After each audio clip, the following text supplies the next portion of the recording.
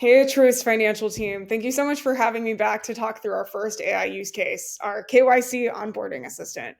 As many of us have talked about, compliance operations is a huge cost center for us as we onboard, tens of thousands of clients every year. And this is an expensive team. They could be unlocked for highly strategic work to the tune of 20 to 30 million in OpEx burn every single year. So let's jump into just this use case and how this particular workflow could unlock this value for us. What I've built here is a custom GPT. This is a tailored version of ChatGPT that includes a lot of things you'd expect, of course, a descriptive name, a description, instructions, and then more specifically, the knowledge here. I've uploaded our latest Truist KYC onboarding protocols, as well as created a custom action. This custom action allows this tailored version of ChatGPT to make a call to a database of secure, highly sensitive client files, take a look at those, bring them back in a format that the custom GPT understands, and bump them up against our latest protocols. It then allows this custom GPT to generate summaries for me as the analyst around where is this client in their KYC onboarding process? What documents do we have? What do we not have? Where are the risks? Where should I be spending more time? As well as helping me accelerate a lot of highly repetitive work around client follow-up emails, reports that I need to put into Salesforce, you name it. So let's look at this in action. Moving back over to the GPT. Give me a second.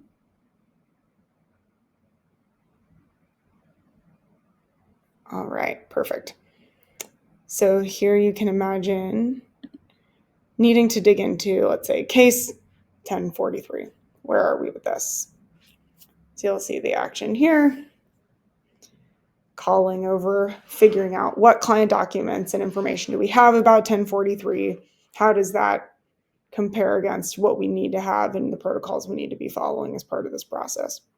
So we have a little summary here. A Brazilian corporation of medium risk. Looks like we have some of our documents, but we're also missing some. We have a good start on beneficial ownership, but there's more we need to be doing.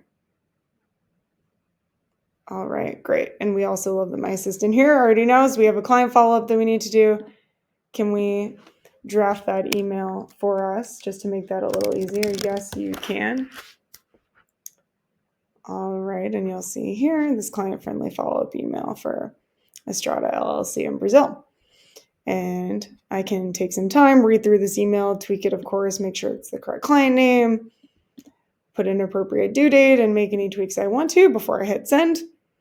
And in an ideal world, this, of course, would be integrated into our CRM and automatically into my existing workflows as I work through all of the clients and accounts that I need to work through in a given day as one of our associates. And while we're talking about limitations, of course, in this demo, I've been using synthetic client data.